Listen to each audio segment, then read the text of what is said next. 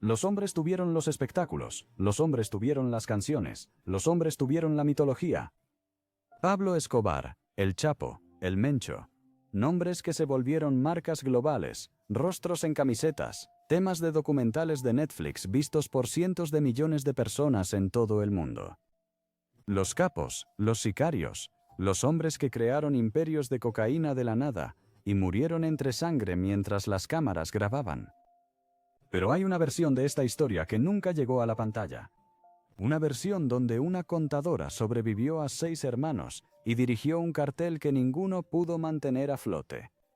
Donde una mujer movió 9 toneladas de cocaína por 2 continentes mientras decía a la policía que solo era ama de casa. Donde una joven de 20 años comandó un escuadrón que masacró a 13 policías en una sola noche. Las verdaderas mujeres del cártel no estaban en segundo plano en la historia de nadie. Ellos manejaban el dinero, dirigían los asesinatos y construían las organizaciones sin las cuales los hombres ante las cámaras no habrían sobrevivido. Sección 1. Lo que Narcos tergiversa por completo sobre las mujeres. Cuando la mayoría piensa en los cárteles de droga, imagina nombres. Pablo Escobar, El Chapo, El Mencho. Los capos, los sicarios, los hombres que crearon imperios de la nada y murieron en sangre. Esa imagen no surgió de la nada. Gran parte de ello provino de la serie Narcos de Netflix, que millones de personas vieron y aceptaron como la historia definitiva de cómo funcionan los cárteles.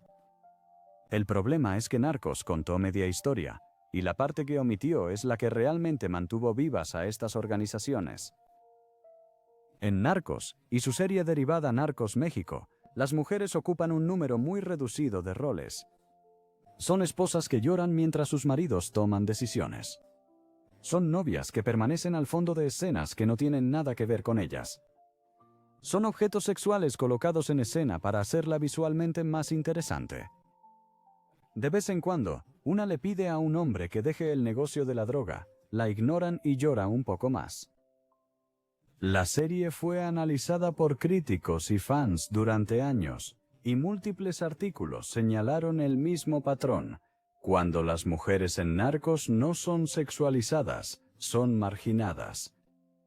Refinery29 escribió específicamente sobre la tercera temporada de Narcos, señalando que, cuando las mujeres no son objetos de puro deseo, están llorando o gritando en un rincón. El productor ejecutivo de Narcos, Eric Newman, admitió abiertamente que la serie muestra una mezcla al 50-50 de realidad y ficción. Esa admisión importa porque la mitad ficticia subrepresentaba constantemente lo que las mujeres hacían realmente dentro de estas organizaciones. La serie construyó un mundo donde el poder era totalmente masculino y las mujeres eran puramente decorativas. Esa fue una elección, no un hecho histórico. Esto es lo que el programa decidió no mostrar. Sandra Ávila Beltrán, mujer que fungió como jefa de relaciones públicas del cártel de Sinaloa, fue descrita por Estados Unidos y funcionarios mexicanos como un vínculo crítico entre organizaciones de droga mexicanas y colombianas. Ella gestionó un cargamento de más de 9 toneladas de cocaína. Fue una de las únicas 2 mujeres jamás incluidas entre los mayores narcotraficantes de México. La subsecretaria de Seguridad Pública del gobierno mexicano dijo a Newsweek que alcanzar su nivel de poder dentro de un cártel era algo inaudito para una mujer. Ella tenía su propio narcocorrido, una balada popular escrita en su honor. Nada de esto salió en Narcos.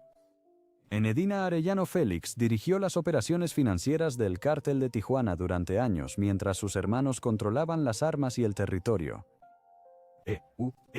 El Departamento del Tesoro la sancionó bajo la Ley de Designación de Cabecillas Extranjeros del Narcotráfico en junio de 2000. Tras ser asesinados o arrestados todos sus hermanos, ella se convirtió en la jefa del cártel. Estudió contabilidad en una universidad privada de Guadalajara antes de convertir esas habilidades en una de las operaciones de lavado de dinero más duraderas en la historia de los cárteles mexicanos. Hasta el día de hoy, nunca ha sido arrestada. Narcos, México presentó una versión suya en pantalla, y esa versión se acercó más a la verdad que cualquier otra en la serie original.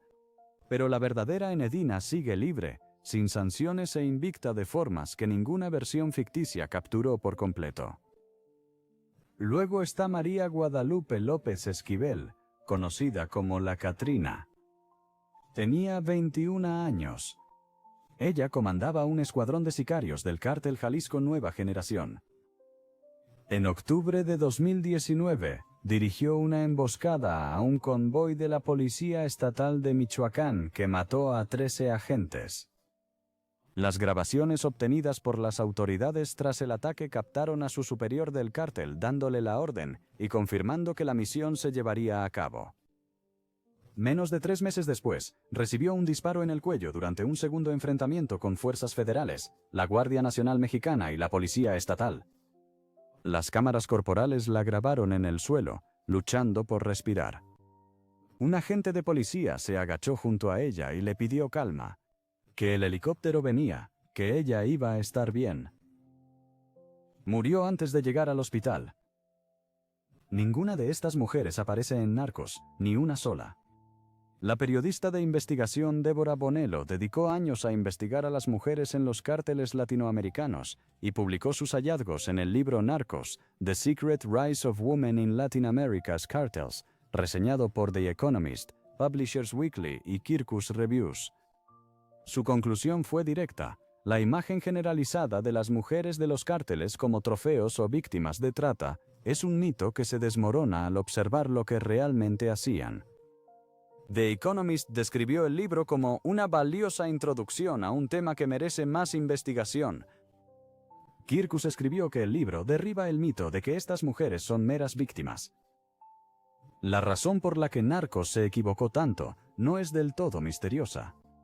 El crimen organizado siempre se ha presentado como un espacio de extrema masculinidad, y ese enfoque vende. Resulta en narrativas más limpias. El héroe persigue al capo.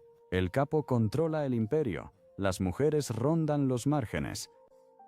Incita, Crime, una de las organizaciones de investigación más respetadas sobre el crimen organizado en Latinoamérica, escribió explícitamente que las narcoseries retratan constantemente a las mujeres como personajes secundarios. A pesar de la realidad de que las mujeres han sido piezas clave en actividades ilícitas en todos los niveles de estas organizaciones, una investigación académica de la Universidad de Mississippi, que analiza a las mujeres en el cártel de Sinaloa, halló que ellas participaban tanto voluntariamente como bajo coacción, en roles que iban desde mulas callejeras hasta gerentes financieras y sicarias armadas. La investigación identificó la maternidad soltera y la desesperación económica como factores clave que impulsan la participación voluntaria, pero también documentó a mujeres que entraron en la vida del cártel puramente por poder y ascenso, las mismas razones que los hombres. Narcos creó una imagen. La verdadera historia tras esa imagen es más compleja, más peligrosa, e involucra a mujeres que operaban a niveles que la serie jamás reconoció. La primera mujer que el programa casi acertó fue Enedina Arellano Félix. Ella estudió contabilidad mientras sus hermanos construían uno de los cárteles más violentos de México. Cuando todos y cada uno de esos hermanos cayeron, ella fue la única que quedó en pie. Lo que ella construyó y cómo lo hizo va mucho más allá de lo que Narcos México mostró en pantalla. Sección 2. Enedina Arellano Félix, la contadora que sobrevivió a todos sus hermanos. En 1977, una joven de 16 años de Mazatlán soñaba con ser la reina del carnaval. Era el tipo de ambición que se sentía totalmente normal para un adolescente. Belleza, certámenes y el foco. Ese sueño terminó antes de empezar. Sus hermanos Ramón y Benjamín ya eran buscados tanto por el gobierno de Estados Unidos como por el de México, y la atención que conllevaba que un miembro de la familia participara en un concurso público era lo último que la familia Arellano Félix necesitaba. La chica guardó su sueño y dirigió su atención a otra parte. Su nombre era Enedina Arellano Félix, y terminaría sobreviviendo a cada uno de sus hermanos. La familia Arellano Félix era originaria de Sinaloa, el mismo estado que produjo a El Chapo y gran parte del narcotráfico moderno de México. Su tío era Miguel Ángel Félix Gallardo, el hombre conocido como el Padrino del narcotráfico mexicano, quien fundó el Cártel de Guadalajara antes de su arresto en 1989. Cuando Félix Gallardo fue derrocado, su organización se dividió en facciones. Los hermanos Arellano Félix heredaron el Corredor de Tijuana, una de las rutas de narcotráfico más estratégicas del mundo por su cercanía a San Diego y al sur de California. En el apogeo de su poder en los años 90, las autoridades estadounidenses y mexicanas describieron al Cártel de Tijuana como uno de los grupos criminales más grandes y violentos de México. Mientras sus 6 hermanos controlaban el territorio, ordenaban asesinatos y mantenían la brutal reputación del cártel, Enedina se matriculó en una universidad privada de Guadalajara y obtuvo una licenciatura en contabilidad. No fingía ser quien no era, estaba desarrollando un conjunto de habilidades. A mediados de los 80, ya trabajaba en el negocio familiar, pero las autoridades no la consideraban una amenaza visible. Era una mujer en un puesto contable, operando en la sombra de una organización construida en torno a la violencia masculina. Esa invisibilidad era el activo más valioso que tenía. Su función principal en los primeros años era el lavado de dinero. El Cártel de Tijuana generaba enormes cantidades de efectivo con la cocaína y marihuana que cruzaban la frontera hacia California. Y ese efectivo debía convertirse en dinero limpio que pudiera usarse, invertirse y protegerse de incautaciones.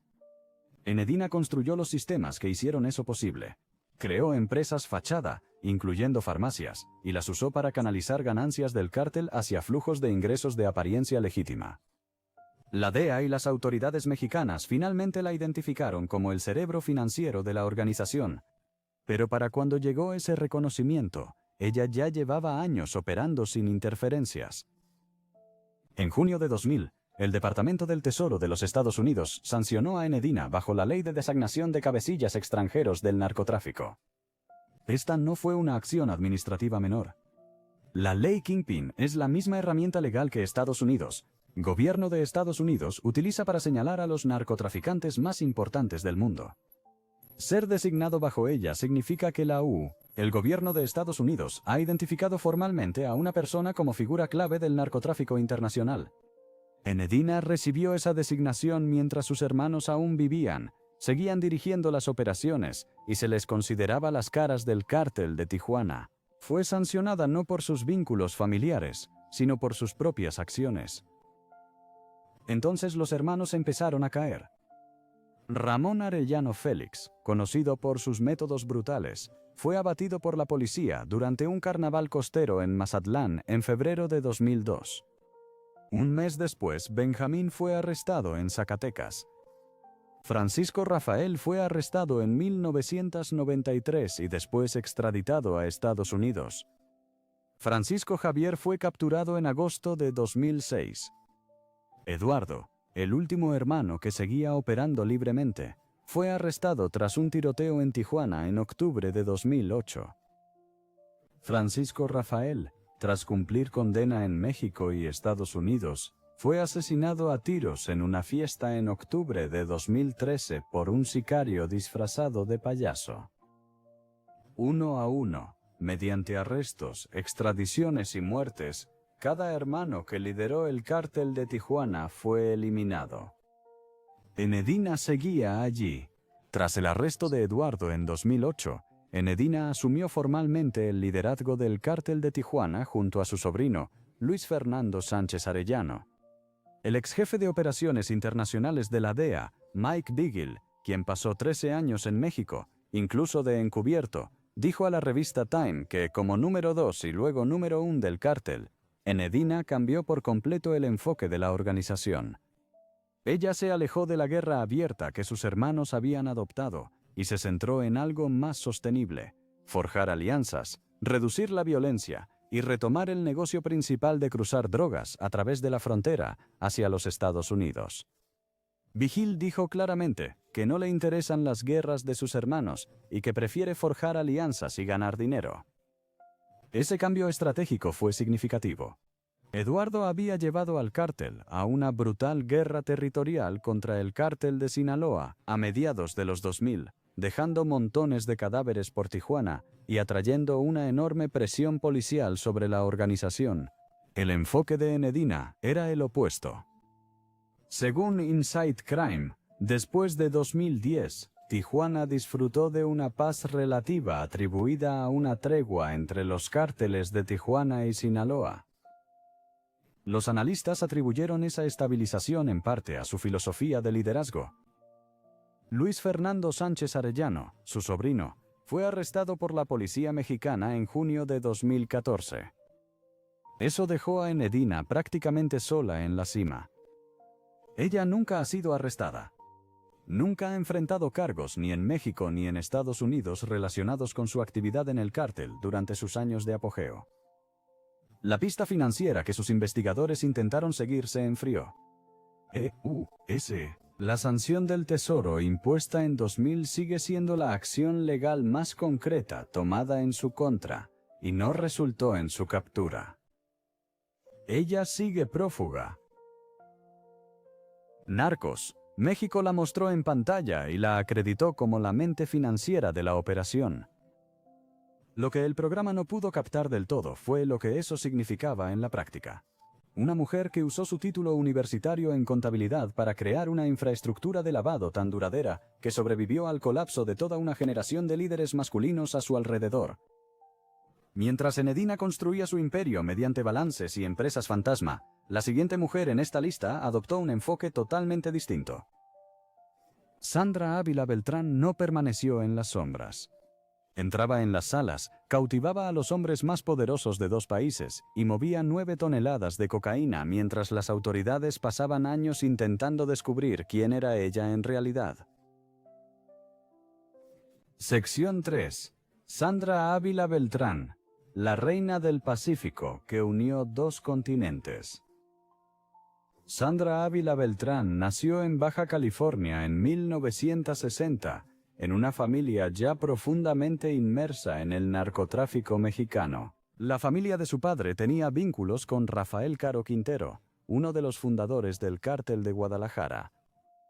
Por parte de su madre, la familia Beltrán traficaba heroína desde los años 70 antes de pasarse a la cocaína. Lo más significativo es que Sandra era sobrina de Miguel Ángel Félix Gallardo, el hombre al que la DEA y las autoridades mexicanas consideraban el padrino de todo el narcotráfico mexicano. El jefe de jefes que fundó el Cártel de Guadalajara antes de su arresto en 1989 por su papel en el asesinato del agente especial de la DEA Enrique Camarena.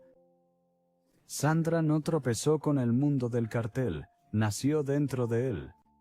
Inicialmente estudió comunicación en la Universidad Autónoma de Guadalajara. Según sus propias palabras, ella pretendía ser periodista. Ese camino terminó cuando ella tenía unos 21 años. Un novio celoso con vínculos a los cárteles la secuestró. Los detalles de lo ocurrido en ese periodo siguen confusos, pero lo que siguió no. Sandra dejó sus estudios y entró en el negocio de las drogas. En pocos años, dejó de ser una figura periférica para ser central. Lo que diferenciaba a Sandra de casi cualquier otra mujer que operaba en los cárteles mexicanos en aquel entonces era el cargo que ocupaba. Funcionarios mexicanos y estadounidenses la describieron como la jefa de relaciones públicas del Cártel de Sinaloa, un cargo que ninguna mujer había ocupado antes en una gran organización de narcotráfico mexicana. En términos prácticos, ese rol significaba que ella era la persona responsable de gestionar la relación entre el Cártel de Sinaloa en México y el Cártel del Norte del Valle en Colombia. Ella era el tejido conectivo entre 2 de las organizaciones de narcotráfico más poderosas del hemisferio occidental. El ex jefe de operaciones internacionales de la DEA, Mike Vigil, la describió como muy bien instruida por su novio colombiano, y dijo que él le otorgó una libertad significativa para coordinar y traficar drogas a través de la frontera sur. Vigil también dijo que era atractiva y encantadora, y logró desarrollar muchos contactos políticos dentro de México. Ese novio colombiano era Juan Diego Espinosa Ramírez, conocido como El Tigre, una figura importante del Cartel del Norte del Valle en Colombia. Su relación era tanto personal como profesional. A través de Espinosa, Sandra estableció un vínculo directo entre las redes de tráfico mexicanas y colombianas que movían cocaína hacia el norte, rumbo a Estados Unidos. Ella desarrolló rutas de contrabando por la costa del Pacífico mexicano y se hizo tan conocida en los bajos fondos que los Tucanes de Tijuana, una de las bandas de narcocorridos más famosas de México, le compuso una balada rindiéndole tributo como una jefa clave del negocio. En 2001, la Marina Mexicana incautó un barco en el puerto Pacífico de Manzanillo que transportaba más de 9 toneladas de cocaína. El envío fue rastreado hasta Sandra y Espinosa. Esa convulsión debió terminar su carrera de inmediato.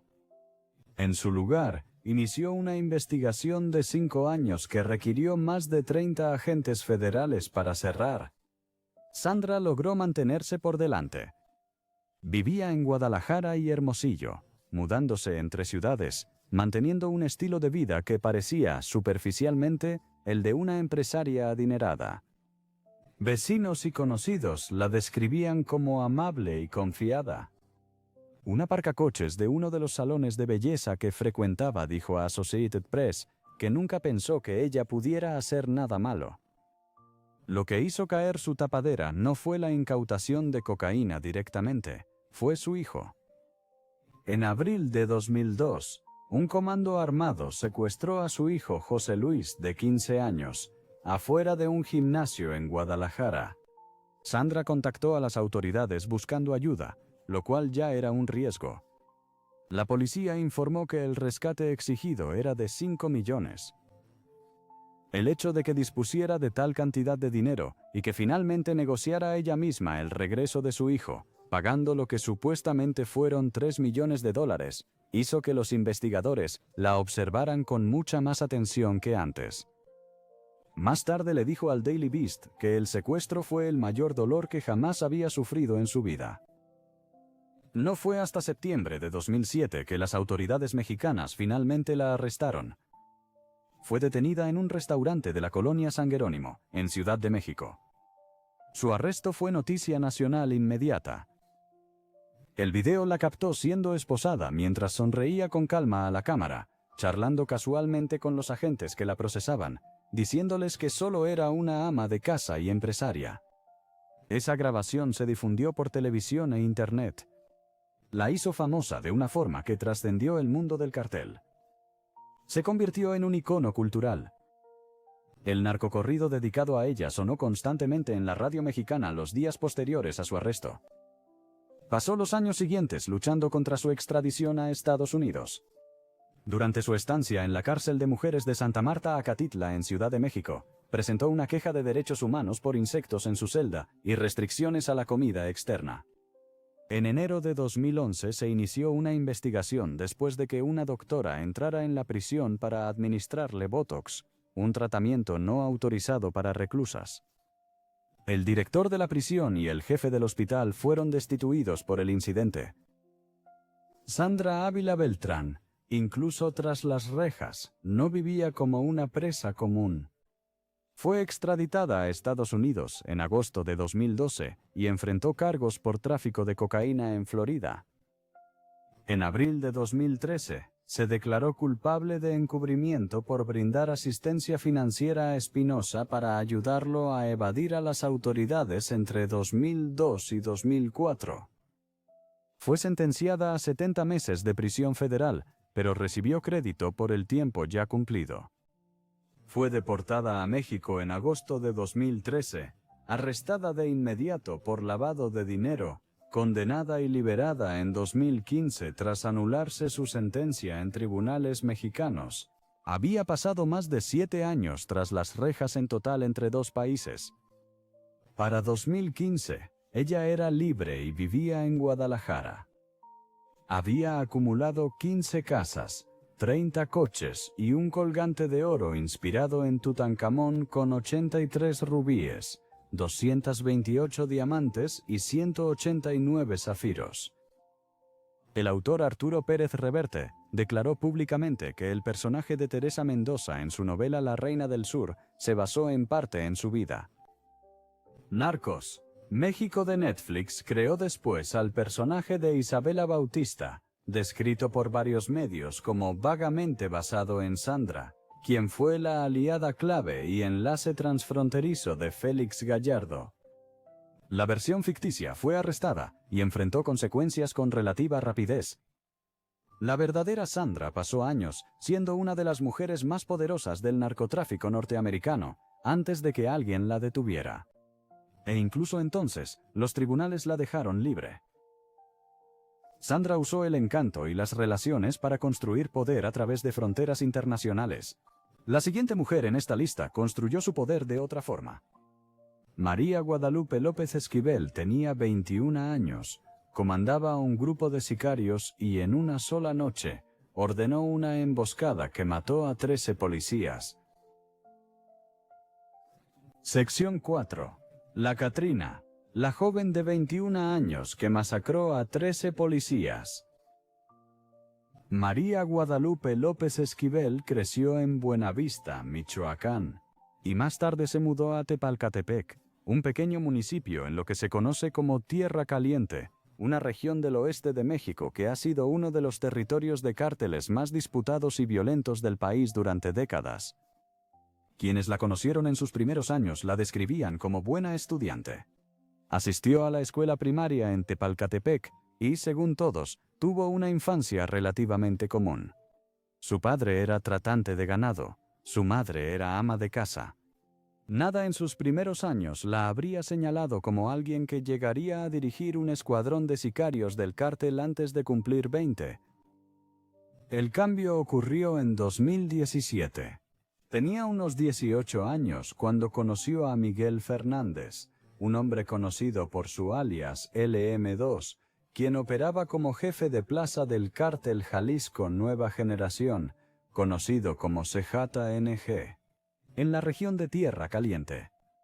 El CGNG fue fundado por Nemesio Oseguera Cervantes, alias El Mencho, y a mediados de los 2000 se convirtió en lo que Estados Unidos y las autoridades mexicanas lo consideran el cartel más poderoso y peligroso de México. Operaba en cerca del 75% de los estados mexicanos y tenía redes de tráfico extendidas por Europa, Asia, Australia y toda América. El Mencho era entonces uno de los criminales más buscados del mundo, con una recompensa multimillonaria ofrecida por el gobierno de Estados Unidos por información para su captura. María se enamoró de El Mencho y se mudó con él a Aguililla, un municipio de Michoacán, donde el CGNG luchaba por el control contra grupos criminales rivales. Una residente local contó al diario mexicano El Universal que empezó a juntarse con pandilleros y se perdió en las drogas. Otra residente dijo que se mudó con el M2 y empezó a trabajar para él poco después de llegar. Ascendió rápidamente en la estructura del cártel. En menos de 2 años de ingresar a la organización, ella estaba a cargo de pagar los sueldos a la red de halcones, término que usan los cárteles para sus vigías e informantes que monitorean los movimientos policiales y militares para reportarlos a la organización. Ella también coordinaba asesinatos, operaciones de extorsión y secuestros. Se ganó el apodo de La Catrina, tomado de la calavera Catrina, la elegante figura esquelética femenina, que es uno de los símbolos más icónicos de la celebración del Día de Muertos en México. El 14 de octubre de 2019, un convoy de la Policía Estatal de Michoacán transitaba por el municipio de Aguililla en una operación de vigilancia. Lo que sucedió después no fue un enfrentamiento espontáneo, fue una emboscada planeada. Un grupo de sicarios del CJNG, bajo órdenes de LM2 y coordinados por María, atacó el convoy. 14 policías fueron asesinados y otros 9 resultaron heridos. Tras el ataque, los sicarios colocaron narcomantas, pancartas de tela usadas por los cárteles, para enviar mensajes públicos en los parabrisas de las patrullas. Los mensajes estaban firmados CJNG y contenían amenazas de más ataques. Las autoridades mexicanas obtuvieron después grabaciones de audio del operativo. En esas grabaciones, se escuchaba a LM2 dar la orden, se oía a María confirmar que la misión se llevaría a cabo exactamente como se indicó. Tenía 20 años cuando dirigió aquella emboscada. Las autoridades mexicanas la identificaron como una de las responsables clave del ataque y comenzaron a trabajar para localizarla. Menos de 3 meses después, un viernes de enero de 2020, las fuerzas de seguridad recibieron un aviso sobre su ubicación. El Ejército Mexicano, la Guardia Nacional y la Policía Estatal de Michoacán se trasladaron a una pequeña comunidad llamada La Boca Nada en el municipio de Tepocatépec. Al llegar y desmantelar un bloqueo en la entrada del pueblo, los miembros del cártel abrieron fuego. Se desató un tiroteo. 6 miembros masculinos del cártel fueron capturados durante el enfrentamiento. Una mujer fue baleada. Las autoridades estatales inicialmente no revelaron la identidad de la mujer herida. Entonces, videos y fotografías comenzaron a circular en línea. Las imágenes mostraban a una joven en el suelo, herida en el cuello, con el rostro y la ropa cubiertos de sangre. Un tatuaje en su muslo era visible en las imágenes.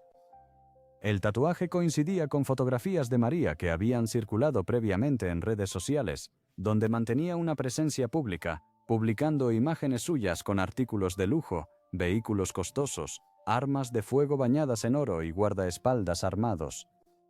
El tatuaje lo confirmó. La mujer herida era María Guadalupe López Esquivel. Tenía 21 años. Las imágenes de la cámara corporal grabadas durante el operativo captaron los momentos tras su disparo. Estaba agachada tras un muro, luchando por respirar, extendiéndose hacia la cámara. Un agente de policía se agachó junto a ella y le habló directamente. El oficial le pidió que se calmara, que el helicóptero venía, que ya estaba en camino, que debía intentar resistir. Las imágenes la mostraban en evidente angustia, la serena y temida jefa del cartel reducida a una joven asustada desangrándose en la tierra de la misma región donde creció. Llegó el helicóptero. Fue trasladada en avión a un hospital. Murió por pérdida de sangre durante el vuelo, varios minutos tras el despegue, antes de recibir atención médica. Tenía 21 años. Los documentos recuperados de vehículos del cártel incautados tras la emboscada de octubre brindaron a los investigadores detalles sobre su papel específico en la estructura financiera y operativa de la organización. Esos documentos confirmaron que ella era responsable de la red de pagos Halcón y que tenía autoridad directa sobre el escuadrón que ejecutó la masacre policial. LM2 Miguel Fernández fue arrestado durante la misma operación de enero que mató a María. Antes de continuar, si disfrutas de este análisis, considera suscribirte. Ayuda muchísimo al canal. El CJNG es el cártel que produjo a la Catrina. Es también el cártel que Rosalinda González Valencia ayudó a construir desde sus cimientos. Mucho antes de que el Mencho fuera el hombre más buscado en México. Mientras María López Esquivel era el rostro violento de la organización en Michoacán, González Valencia era la arquitectura financiera que sostenía toda la estructura desde Jalisco, dirigiendo un imperio de negocios de apariencia legítima que mantenía miles de millones de dólares circulando limpiamente por el sistema financiero global. Sección 5. Rosalinda González Valencia. La jefa, la columna vertebral económica del cártel más peligroso del mundo. Rosalinda González Valencia nació en 1963 en la zona rural de Michoacán, el mismo estado donde la Catrina comandaría un escuadrón de sicarios décadas después. Creció siendo la mayor de sus hermanas en una familia de 18 hermanos. La familia cultivaba originalmente aguacates. Aquella vida agrícola no duró. Para la década de 1970, la familia González Valencia había pasado de cultivar aguacates a producir marihuana y amapola en plantaciones clandestinas en las montañas de Michoacán, las mismas colinas verdes que han abastecido de materia prima al narcotráfico de México durante generaciones. Su familia no se deslizó hacia el crimen organizado gradualmente, lo integraron en los cimientos de todo lo que hacían. El historial delictivo de la familia era extenso y profundo. El tío de Rosalinda era Armando Valencia Cornelio, conocido por su alias El Maradona, quien fundó el Cártel del Milenio, una de las organizaciones predecesoras que eventualmente se fracturaría y reformaría en el Cártel de Jalisco Nueva Generación alrededor de 2010. Su hermano Abigail González Valencia fundó los Queenies, una organización criminal separada pero profundamente vinculada que operaba como el principal brazo de lavado de dinero del CKNG. Los Queenies no fue una operación menor. Construyó un imperio financiero que incluía centros comerciales, hoteles, inmobiliarias, restaurantes y una tequilera, todo usado para lavar dinero del cartel. Tanto el Tesoro como las autoridades mexicanas identificaron a los Queenies como una de las redes de lavado de dinero más sofisticadas, vinculadas a cualquier cártel mexicano. Rosalinda se casó con Nemesio Oseguera Cervantes en 1996.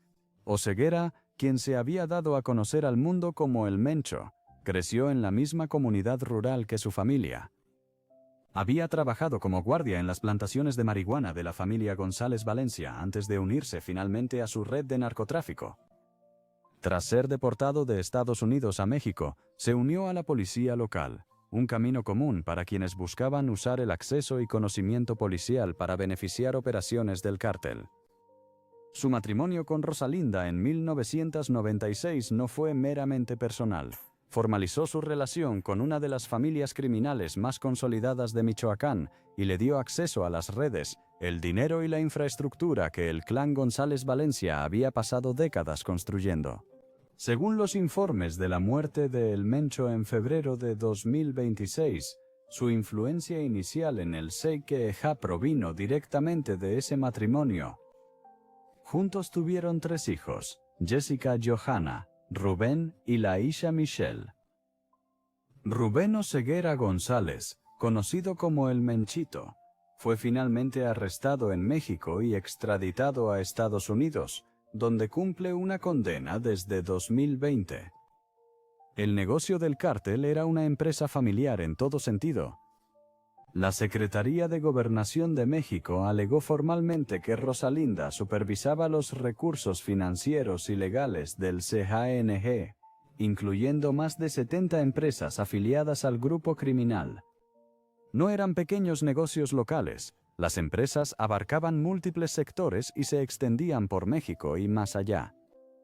Inside Crime, que investigó a fondo la estructura financiera del CKNG, informó que los vínculos de lavado de dinero ligados a la familia González Valencia se extendían a Brasil y Uruguay, lo que significa que el alcance financiero de la organización que Rosalinda ayudó a gestionar era verdaderamente internacional. Fue arrestada por primera vez el 26 de mayo de 2018 por la Marina Mexicana en Zapopan, Jalisco. El cargo era lavado de dinero. 3 meses después, tras batallas legales y audiencias a puerta cerrada, un juez concedió su libertad bajo fianza tras pagar una multa de 5 millones de pesos mexicanos, unos $72,000 estadounidenses, en aquel entonces. Los cargos por lavado de dinero de aquel primer arresto fueron finalmente desestimados por falta de pruebas suficientes. Salió de custodia y regresó a Jalisco. Fue arrestada de nuevo el 15 de noviembre de 2021, otra vez en Zapopan. Las autoridades mexicanas describieron su segunda detención como un golpe significativo a la estructura financiera del crimen organizado en el estado de Jalisco. Su juicio se celebró a puerta cerrada. En diciembre de 2023, un juez la condenó a 5 años de prisión. La condena específica fue por no declarar transacciones financieras entre 2015 y 2016 relacionadas con un autolavado que operaba en Puerto Vallarta. Su abogado argumentó que la condena no la vinculaba directamente al crimen organizado ni constituía lavado de dinero en el sentido legal formal. El abogado planeó apelar. Rosalinda cumplió su condena en el Centro Federal de Readaptación Social Femenil en Coatlán del Río, en el estado de Morelos. Durante su encarcelamiento, surgieron informes sobre graves problemas de salud. En agosto de 2023, el diario español La Vanguardia informó que padecía hipertensión y una enfermedad terminal no revelada, y que su estado general fue descrito como extremadamente delicado. Su equipo de defensa logró que recibiera tratamiento para sus diversas enfermedades. El 29 de enero de 2025, un juez federal aprobó su liberación anticipada al haber cumplido más de la mitad de su condena y demostrado buena conducta durante su reclusión. El 27 de febrero de 2025, Rosalinda González Valencia salió del Centro Federal de Readaptación Social Femenil y regresó al mundo exterior. El Mencho fue abatido por fuerzas mexicanas con Estados Unidos, apoyo de inteligencia de Estados Unidos, en una operación militar en Talpalpa en febrero de 2026. Los informes tras su muerte confirmaron lo que los investigadores sostenían, que el poder organizativo del CTNG nunca fue exclusivamente suyo. La gobernanza financiera, las redes de parentesco y la infraestructura de lavado construidas durante décadas por la familia González Valencia fueron los sistemas que mantuvieron al cártel funcionando pese a arrestos, redadas y presiones sobre su liderazgo. Tras la muerte de El Mencho, The Wall Street Journal y El País informaron que el nuevo líder del CJNG era Juan Carlos Valencia González, el hijo de Rosalinda de su primera relación antes de El Mencho. El cártel, construido en parte sobre los cimientos de su familia, ahora pasaba a su hijo. Rosalinda González Valencia dirigía el aspecto económico del cártel más peligroso de México. Lo hizo mediante negocios, empresas fantasma, lealtad familiar y sistemas financieros lo bastante sofisticados para mover dinero entre múltiples países sin atraer un escrutinio legal constante. El hecho de que el cártel más poderoso de México transfiriera el liderazgo a su hijo tras la muerte de El Mencho dice más sobre dónde residía el poder real que cualquier título. Lo que Rosalinda construyó trataba sobre dinero y arquitectura. La siguiente sección trata sobre algo totalmente distinto. Se trata de por qué los cárteles utilizan deliberadamente a mujeres en todos los niveles de sus operaciones. Por qué las fuerzas del orden no lo prevén constantemente y cómo ese punto ciego ha sido explotado durante décadas. Sección 6. Cómo los cárteles usan a las mujeres específicamente porque las autoridades las ignoran. La suposición de que los cárteles son organizaciones exclusivamente masculinas nunca ha sido precisa, pero esa suposición ha sido útil, y no solo para los productores de televisión que buscan una narrativa clara. Ha sido útil para los propios cárteles. Durante décadas, el narcotráfico mexicano ha posicionado deliberadamente a mujeres en roles operativos, precisamente porque las fuerzas del orden, el ejército y las agencias de seguridad fronteriza fueron entrenadas para buscar hombres. El punto ciego no fue accidental. Fue explotado sistemáticamente, y las organizaciones que lo hicieron con mayor eficacia construyeron parte de la infraestructura de narcotráfico más duradera del mundo. La mecánica de esto es sencilla. Cuando la policía y los soldados realizan operaciones contra los cárteles, sus evaluaciones de amenazas se basan en perfiles. Históricamente, esos perfiles se han centrado en los hombres. Una mujer que lleva un paquete entre la multitud conduce un auto por un puesto fronterizo, entra a un banco a hacer un depósito o gestiona un negocio en un centro comercial no encaja en el perfil que activa un mayor escrutinio. Los cárteles lo entendieron antes de que los investigadores lo documentaran. Los estereotipos de género, que hacen que las mujeres parezcan menos sospechosas de delitos, les ayudan a transitar por espacios públicos y cruces fronterizos con menor atención de la policía y el personal militar que dirige las operaciones contra el crimen organizado en México. Eso no es una teoría, es una ventaja operativa documentada que estas organizaciones han utilizado de manera constante. Nathan Jones, profesor de la Universidad Estatal Sam Houston y autor del libro Mexico's Illicit Drug Networks and the State Reaction, ha estudiado durante años el ascenso de las mujeres en las operaciones de los cárteles. Identificó una dinámica policial específica que aceleró la participación femenina en niveles de liderazgo.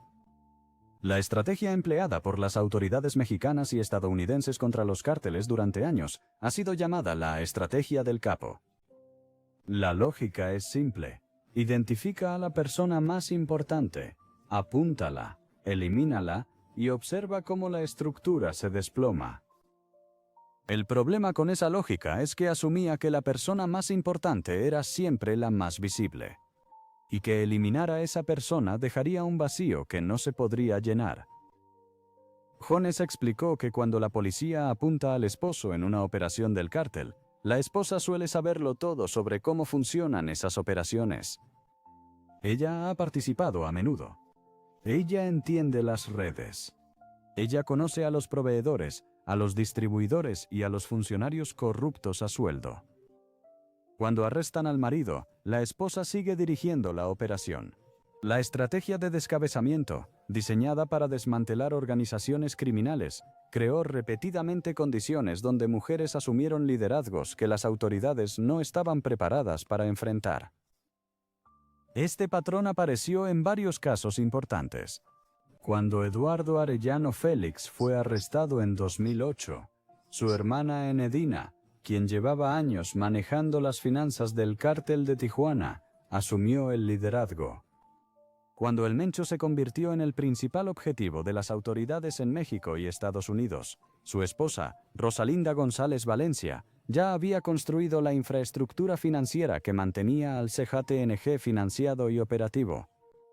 No fueron casos de mujeres que surgieron de repente ante emergencias, fueron casos de mujeres que habían sido fundamentales para la organización desde siempre, volviéndose finalmente visibles porque los hombres a su alrededor ya no estaban. Los roles operativos que ocupan las mujeres en los cárteles abarcan toda la estructura de la organización. En los niveles inferiores, las mujeres actúan como mulas, transportando drogas a través de fronteras en sus cuerpos, en equipaje, en vehículos, en la ropa que visten. Trabajan como halconas, la versión femenina del sistema de vigilancia, monitoreando movimientos policiales y militares e informando a la organización por teléfono. Gestionan casas de seguridad, distribuyen pagos a trabajadores del cártel y dirigen las operaciones de venta callejera que generan ingresos diarios. Una investigación publicada por la Universidad de Mississippi sobre las mujeres en el cártel de Sinaloa halló que éstas ocupaban roles estratégicos y tácticos en toda la organización que antes estaban reservados solo a los hombres. La misma investigación identificó esto como una amenaza nueva y creciente para las fuerzas del orden tanto en México como en Estados Unidos debido a la persistente percepción de que las mujeres en estos entornos son víctimas en lugar de operadoras. En los niveles superiores, las mujeres gestionan finanzas, supervisan la logística, mantienen relaciones con funcionarios corruptos y dirigen operaciones de lavado que convierten miles de millones de dólares del narcotráfico en activos legales. Estos no son papeles secundarios. Son los roles que determinan si una organización sobrevive o colapsa bajo presión. La investigación académica sobre el crimen organizado ha documentado cada vez más que la durabilidad de una organización criminal depende más de su gobernanza financiera y sistemas logísticos que de su capacidad de violencia. Quienes dirigen esos sistemas dentro de los cárteles mexicanos han sido frecuentemente mujeres. Vice News investigó este fenómeno y produjo reportajes describiendo a estas mujeres como las patronas, documentando su existencia en múltiples organizaciones y países. La historiadora Elaine Carey, autora del libro Women Drug Traffickers, rastreó la participación femenina en el narcotráfico entre Estados Unidos y México hasta las décadas de 1920 y 1930, estableciendo que no era un fenómeno nuevo, sino un rasgo constante del comercio que investigadores y autoridades habían pasado por alto sistemáticamente. Las cifras, aunque difíciles de verificar con precisión dada la naturaleza de las organizaciones involucradas, apuntan a una tendencia clara. Las investigaciones sobre organizaciones criminales mexicanas sugieren que reclutan a unos 7,000 miembros al año, con mujeres representando entre el 5 y 8% de los nuevos reclutas anualmente, lo que significa que entre 350 y 560 mujeres ingresan a estas organizaciones cada año. Esas cifras solo abarcan el reclutamiento formal en organizaciones identificadas. No captan la gama completa de mujeres que operan en ecosistemas de carteles en roles no registrados. Las mujeres también están siendo encarceladas por delitos de drogas a un ritmo mayor que los hombres en los países latinoamericanos, lo que refleja tanto su creciente participación operativa como la forma en que los sistemas de justicia penal de la región procesan los casos de drogas. Las mujeres arrestadas por delitos de drogas suelen ser participantes de bajo nivel que reciben sentencias desproporcionadas a su rol real en la organización, mientras que las mujeres que operan en los niveles financieros y logísticos a menudo permanecen intactas durante años. El punto ciego que permitió que todo esto creciera durante décadas no se formó de manera aislada. Se vio reforzado precisamente por el tipo de narrativa cultural que series como Narcos construyeron y popularizaron. Un mundo donde el poder del cártel era masculino, la violencia era masculina y las mujeres existían en los márgenes. Esa narrativa moldeó la percepción pública y, fundamentalmente, dio forma a las suposiciones institucionales sobre quién merecía ser vigilado y quién no. Citas Masamanitas. Para Manálime, los sistemas y los sistemas prácticos están formados por personas individuales que toman decisiones individuales. La siguiente sección trata sobre las mujeres que eligieron esta vida no porque fueran coaccionadas o no tuvieran otra alternativa, sino porque deseaban el poder, el dinero y el estatus que ésta brindaba, y lo que eso significa para las organizaciones a las que se unieron. Sección 7. Las cifras crecientes. Cada vez se unen más mujeres que nunca. Durante la mayor parte de la historia del narcotráfico mexicano, las mujeres que aparecían en los registros policiales lo hacían de dos formas. Eran víctimas, mujeres que habían sido traficadas, agredidas o asesinadas en el conflicto, o eran figuras periféricas, esposas y novias que estaban presentes cuando arrestaban a sus parejas. La idea de que las mujeres se unían a estas organizaciones voluntariamente, en números crecientes y en múltiples cárteles, desempeñando funciones que iban mucho más allá de cruzar paquetes por la frontera, no fue algo que apareciera en las evaluaciones oficiales de amenazas ni en los informes públicos durante mucho tiempo. Eso ha cambiado. La evidencia documentada muestra ahora un aumento claro y sostenido de la participación femenina en las organizaciones criminales mexicanas, y las razones detrás de ese incremento son más complejas de lo que la mayoría espera. Una investigación encargada por el gobierno mexicano y analizada por Angélica Ospina Escobar reveló que las mujeres se estaban uniendo al Cártel de Sinaloa, al Cártel Jalisco Nueva Generación y al Cártel del Sur, en cifras superiores a cualquier punto documentado en la historia de estas organizaciones. Los roles que desempeñaban iban desde el robo de autos y la gestión de puntos de venta de droga, hasta trabajar como supervisores, sicarios y coordinadores operativos. No eran puestos marginales, eran funciones centrales dentro de organizaciones que generaban colectivamente decenas de miles de millones de dólares anuales solo por el narcotráfico. Las cifras de reclutamiento, aunque inherentemente difíciles de verificar, dado que estas organizaciones no publican datos de afiliación, apuntan en una dirección constante. Las estimaciones basadas en inteligencia disponible sugieren que las organizaciones criminales mexicanas reclutan aproximadamente 7,000 nuevos miembros por año. Se estimó que las mujeres representaban entre el 5 y el 8% de esos reclutas, lo que equivale a entre 350 y 560 mujeres que ingresan anualmente a estas organizaciones mediante canales formales de contratación.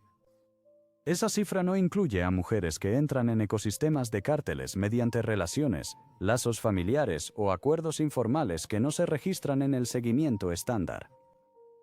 Una investigación de la Universidad de Mississippi sobre las mujeres en el cártel de Sinaloa identificó específicamente dos razones principales por las que ellas ingresaban a estas organizaciones. La primera fue la coacción, al ser traídas por parejas masculinas, familiares o mediante amenazas y fuerza. La segunda fue la participación voluntaria, impulsada por motivos económicos y el deseo de movilidad ascendente. La investigación halló que la maternidad soltera tuvo un impacto particularmente significativo en las decisiones de participación voluntaria. Las mujeres que criaban hijos solas en regiones donde la economía formal ofrecía salarios de miseria, oportunidades limitadas y ninguna vía realista hacia la seguridad financiera, enfrentaban un cálculo que la economía del cártel volvía brutalmente simple. El dinero era real, era inmediato y superaba cualquier oferta del mercado laboral legítimo en esas zonas. Pero la desesperación económica no explica todo el panorama, y reducir la entrada de cada mujer al mundo del narco a una historia de pobreza y necesidad tergiversa lo que los datos realmente muestran. La investigación documentó a mujeres que entraron al mundo del narco por las mismas razones que los hombres, por poder, estatus, adrenalina e identidad. Sandra Ávila Beltrán confesó al Daily Beast que la adrenalina es una droga y una adicción, describiendo sus años como fugitiva como agotadores, pero también emocionantes. La Catrina mantenía una presencia en redes sociales llena de lujos, armas y guardaespaldas, que no era el comportamiento de alguien avergonzado de su posición. Eran mujeres que habían aceptado lo que hacían y la identidad que conllevaba.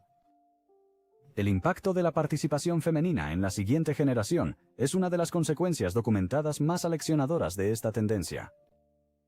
Vice News informó sobre entrevistas a mujeres encarceladas cuyos hijos habían comenzado a participar en actividades del cártel mientras ellas estaban en prisión.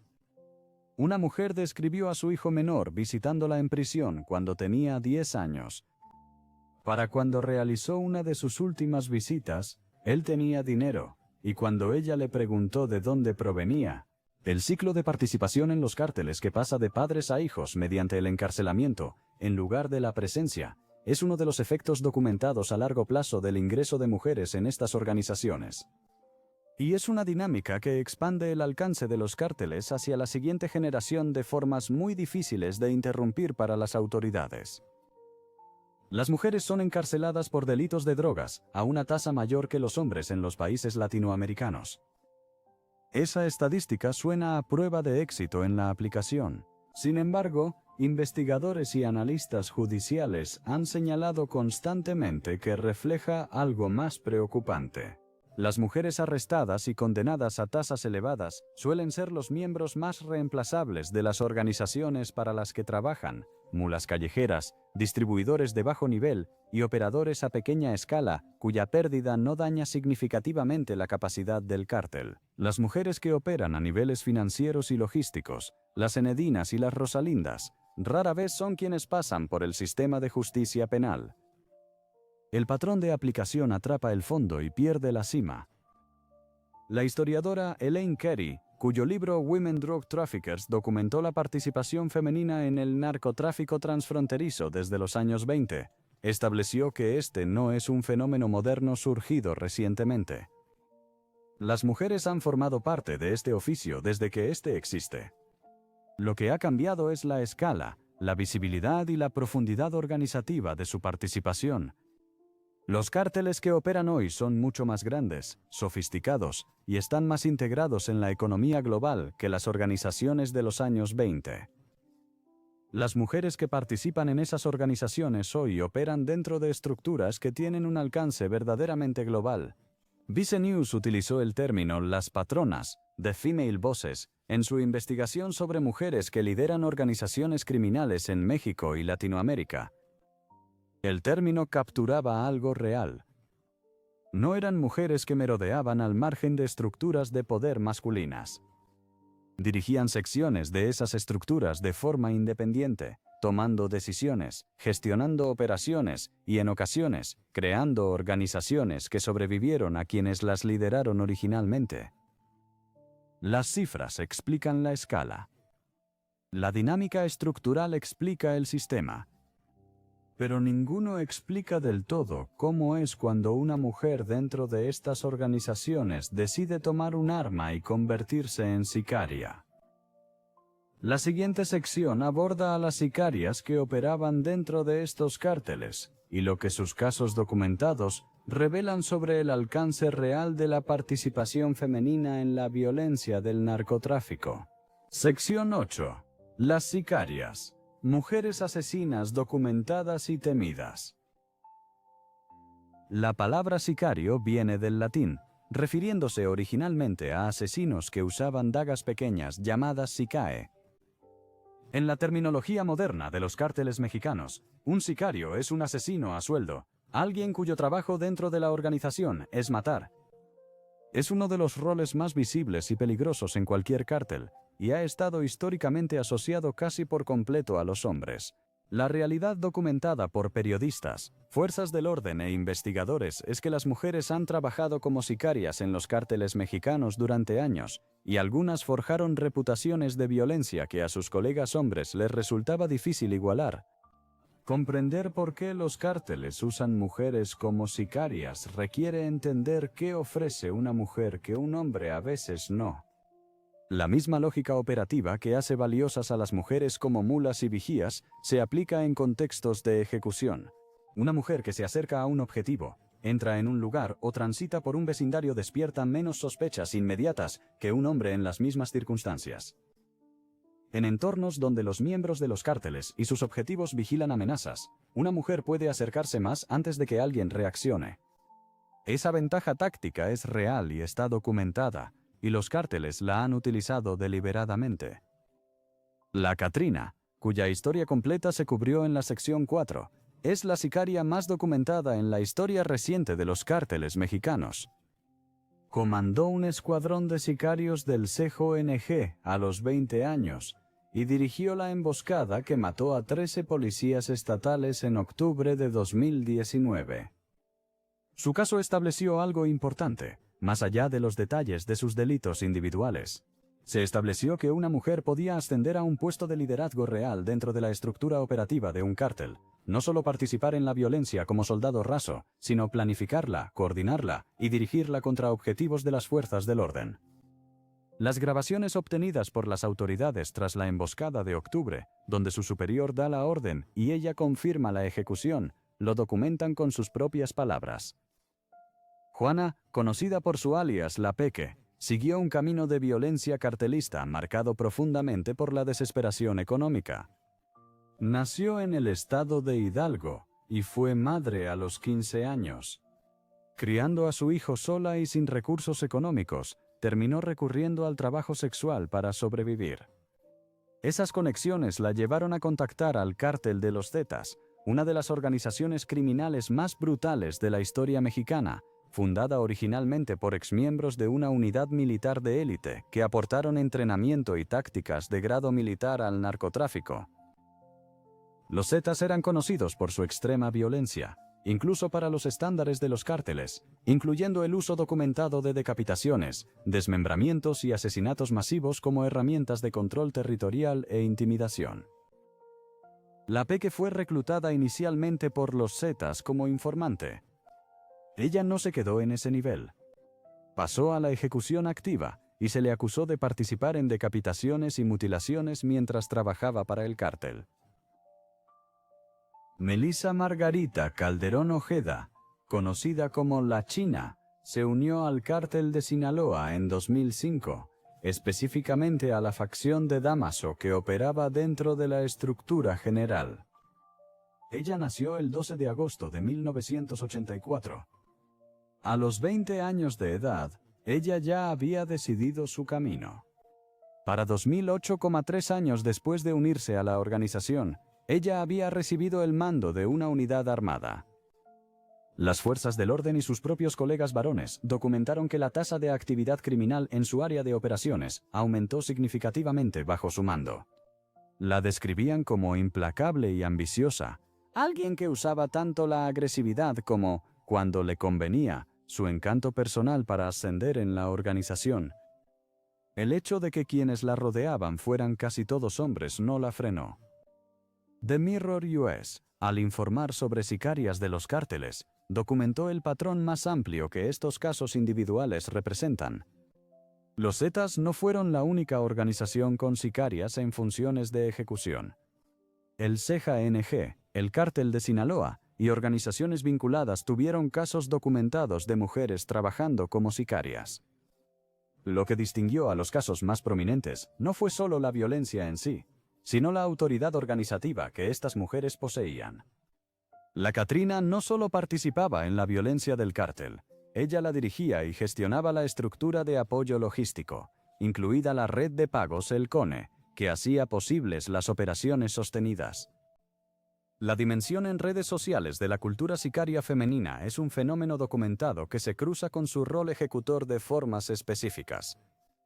La Catrina mantenía una presencia activa en redes sociales antes de morir, publicando fotos suyas con vehículos de lujo, armas bañadas en oro, ropa de diseñador y guardaespaldas.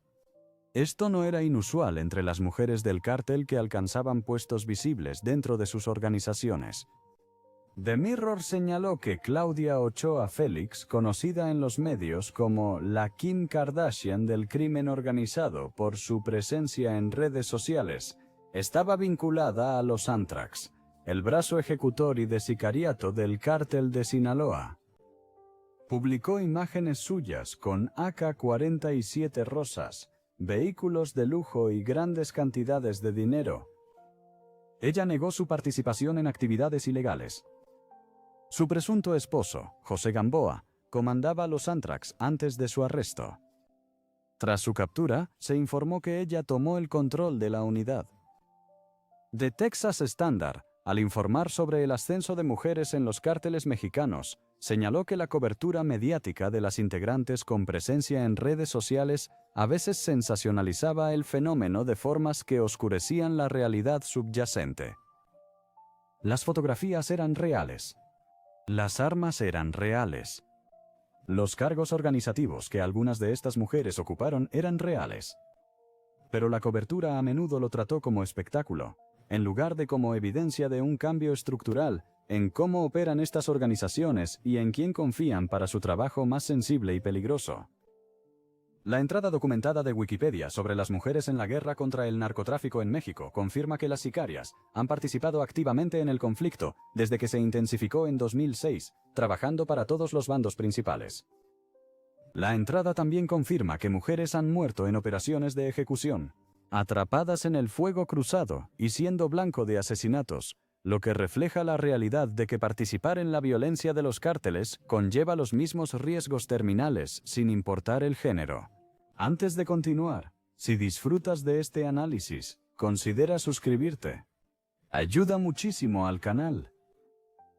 Las sicarias representan la forma más visible y dramática de participación femenina en los cárteles, pero la sección siguiente aborda algo que opera a un nivel más profundo que la violencia individual, la realidad estructural de cómo las relaciones familiares, los lazos de parentesco y el concepto de lealtad dentro de estas organizaciones han hecho de las mujeres no solo participantes, sino pilares esenciales de cómo los cárteles se sostienen a través de generaciones. Sección 9. Capitalismo de parentesco. ¿Por qué la familia es la verdadera estructura de poder que Narcos ignora? Existe un concepto que los investigadores del crimen organizado utilizan cada vez más para describir cómo funcionan realmente los cárteles en su esencia. El término es capitalismo de parentesco. Se refiere a cómo las organizaciones criminales utilizan los vínculos familiares, de sangre y alianzas matrimoniales no sentimentalmente, sino estratégicamente, como el mecanismo principal para establecer confianza, transferir poder, imponer lealtad y lograr que sus operaciones sobrevivan a la presión externa. No es una idea romántica, es un modelo de negocio, y es el rasgo estructural más importante de las operaciones de los cárteles mexicanos, que series como Narcos han fallado constantemente en retratar con precisión. Porque entenderlo requiere comprender que las mujeres en estas familias no eran decorativas. Eran muros de carga. La lógica del capitalismo de parentesco parte de un problema que toda organización criminal enfrenta, y que las empresas legítimas no. En un negocio legal, los contratos son exigibles.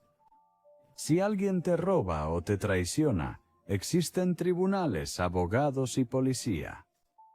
En una organización criminal, ninguno de esos mecanismos está disponible. La traición no puede castigarse por vías legales. Compartir información con la persona equivocada puede resultar en arresto, prisión o muerte. La solución a la que llegaron los cárteles, y que ha definido la estructura de las organizaciones mexicanas de narcotráfico por décadas, es realizar los negocios más sensibles y críticos a través de personas cuya lealtad está asegurada no por contrato, sino por sangre. Los familiares, en concreto esposas, hermanas, hijas y madres, se convirtieron en los operadores de confianza de sistemas que no podían confiarse a empleados cuya lealtad pudiera comprar un rival o una agencia policial a cambio de una reducción de pena. La familia Arellano Félix lo demostró con total claridad. El Cártel de Tijuana fue fundado por hermanos, pero sostenido durante décadas de arrestos y asesinatos por una hermana. Enedina Arellano Félix gestionó las operaciones financieras que mantuvieron a la organización financiada tras la pérdida de un hermano tras otro. No fue incorporada como reemplazo de emergencia cuando los hombres cayeron. Ella había sido fundamental en la operación años antes de que cualquiera de sus hermanos fuera retirado. El cártel sobrevivió tanto tiempo no por los hermanos que dirigían la violencia, sino por la hermana que manejaba el dinero. Cuando el último hermano en pie fue arrestado en 2008, la organización no colapsó. Se adaptó porque la infraestructura financiera que Enedina había construido seguía intacta y ella continuaba dirigiéndola. La familia González Valencia y el CJNG ofrecen un ejemplo aún más reciente y plenamente documentado. Rosalinda González Valencia no se casó con el Mencho para luego trabajar en el cártel que él fundó. La secuencia corría en dirección opuesta. El Mencho trabajó para su familia antes de casarse con ella. Él custodiaba las plantaciones de marihuana de su familia.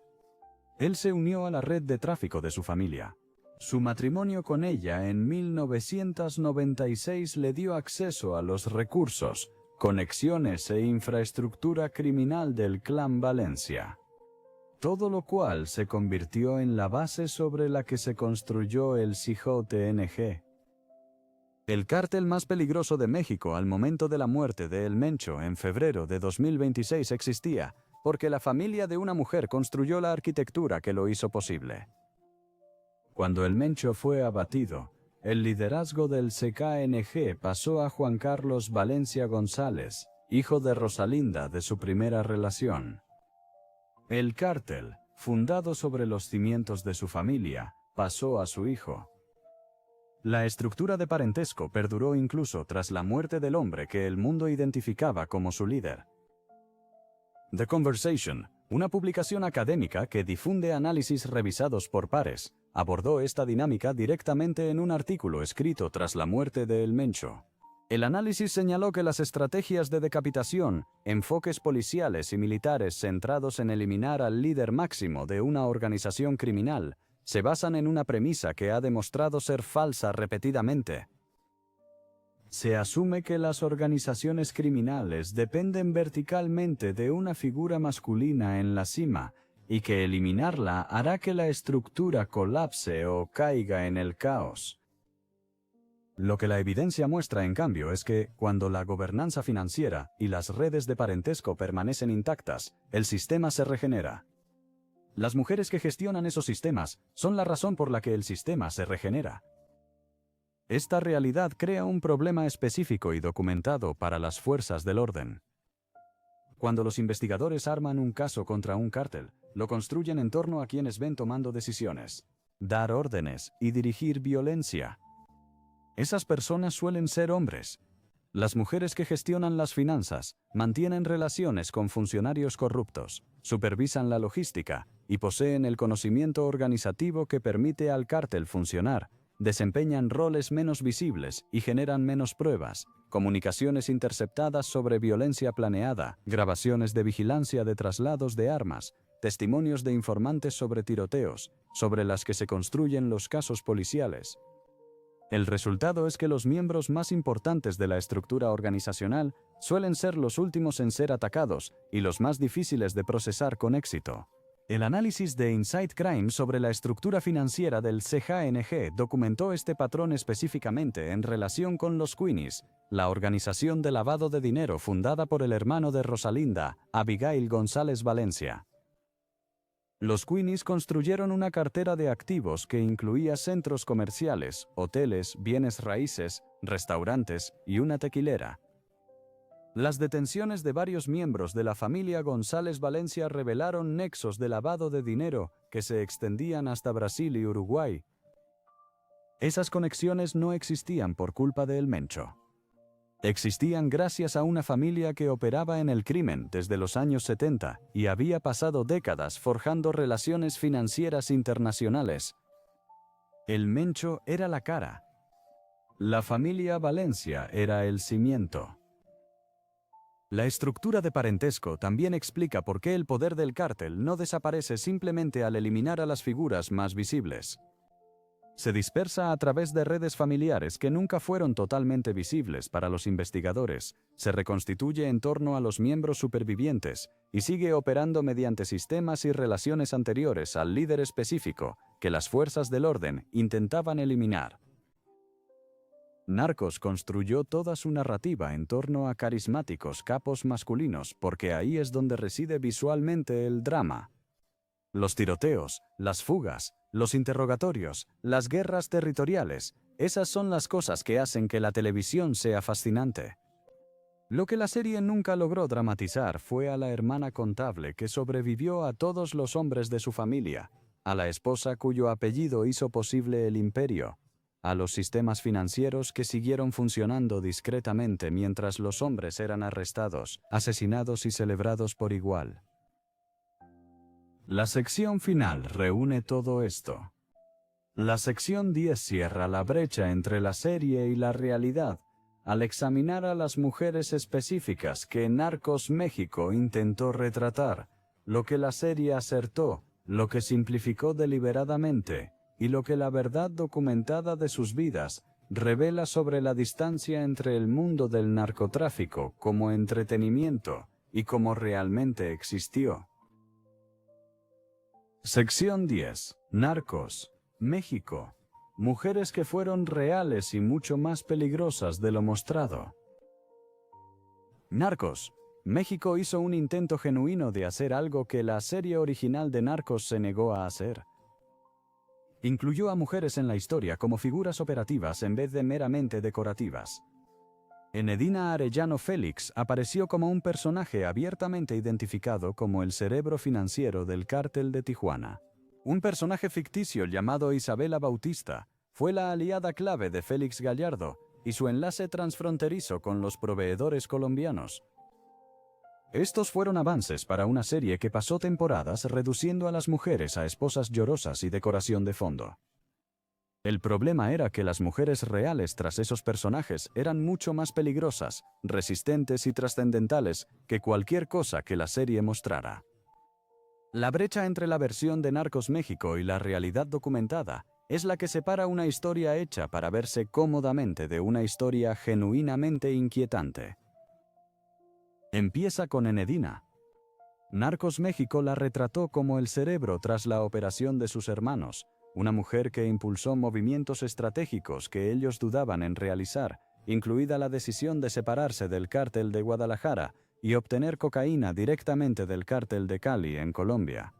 Tras la redada en el almacén Silmar, varios medios que cubren la precisión del programa, incluido Collider, señalaron que nada de esto parecía estar muy lejos de la verdad. La verdadera Enedina era, en efecto, la arquitecta financiera de la organización, y ella sí impulsó expansiones estratégicas a las que sus hermanos se resistían. La serie acertó en los rasgos generales de su papel. Lo que el programa no pudo transmitir del todo fue la permanencia de lo que ella construyó. Narcos. México terminó su emisión antes de que la historia llegara al punto en que Enedina se convirtió en la única líder del cártel de Tijuana tras el arresto de Eduardo en 2008. No mostró cómo lideró la organización en los años siguientes, gestionando una tregua con el cártel de Sinaloa que estabilizó Tijuana tras años de devastadora guerra abierta, reconstruyendo las redes financieras después de que la presión policial las desmantelara y sobreviviendo a cada figura masculina que estuvo por encima o a su lado en la organización. Sí hace. El Tesoro la sancionó bajo la Ley de Designación de Cabecillas Extranjeros en junio de 2000. Esa sanción permanece registrada. Ella nunca ha sido arrestada. Ella nunca ha enfrentado cargos. Ella sigue, según los registros disponibles, en libertad. La serie le otorgó un papel cautivador en la historia del cártel de su hermano. La realidad es que ella sobrevivió al cártel de su hermano y lo mantuvo en marcha tras su partida. El personaje de Isabela Bautista es donde la brecha entre ficción y realidad resulta más instructiva. Isabela Bautista nunca existió. Fue una creación compuesta por los guionistas y, según múltiples análisis de sus referentes reales, se basó principalmente en Sandra Ávila Beltrán. La conexión tiene sentido estructuralmente. Isabela fue el enlace transfronterizo clave entre el Cártel de Guadalajara y los proveedores colombianos, usando encanto, relaciones y contactos personales para unir a dos poderosas organizaciones. Eso es precisamente lo que Sandra hizo en la vida real, sirviendo de enlace entre el Cártel de Sinaloa y el Cártel del Norte del Valle en Colombia, un papel que Estados Unidos y funcionarios mexicanos lo describieron como algo sin precedentes para una mujer en una gran organización de narcotráfico mexicana. Las diferencias entre Isabela Bautista y Sandra Ávila Beltrán es donde las decisiones de la serie se vuelven visibles. Isabela se movía en la historia como una figura cuyo destino controlaban los hombres a su alrededor, ascendiendo y cayendo según las decisiones y fortunas de Félix Gallardo. La verdadera historia de Sandra era considerablemente más autónoma. Ella construyó su posición mediante sus propias relaciones, sus propias redes y sus propias decisiones operativas. Ella movió 9 toneladas de cocaína. Pasó 5 años como fugitiva después de que las autoridades mexicanas comenzaran a investigarla seriamente, describiendo ella misma esos años como agotadores pero también emocionantes, impulsada por una adrenalina que comparó con una adicción. Cuando finalmente fue arrestada en 2007, mantuvo la calma para sonreír a las cámaras y charlar tranquilamente con los agentes que la procesaban, asegurándoles que solo era una ama de casa. Esa actuación, totalmente serena y sin preocupación alguna, no fue escrita por nadie. Era quien ella era. El programa tampoco abordó lo que ocurrió tras el arresto de Sandra, porque su historia posterior no encaja en el arco narrativo limpio que exige la televisión. Luchó contra su extradición durante 5 años.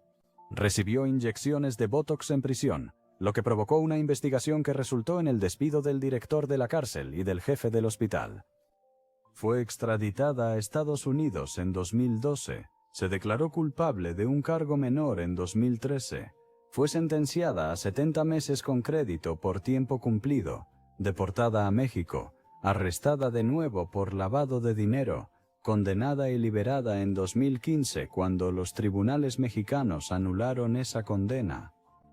Salió de custodia, tras más de 7 años en 2 países, y se fue a vivir a Guadalajara. El sistema que debía contenerla, la procesó, la retuvo, y finalmente la liberó. Tenía 50 y tantos años y era libre. Inside Crime, cuyo análisis del crimen organizado en Latinoamérica es considerado de los más fiables, escribió explícitamente que las narcoseries cometen siempre el mismo error con los personajes femeninos. A pesar de que las mujeres son actores clave en actividades ilícitas a todo nivel, se las retrata como personajes secundarios. El error no es aleatorio, refleja una suposición cultural sobre dónde reside el poder y qué aspecto tiene.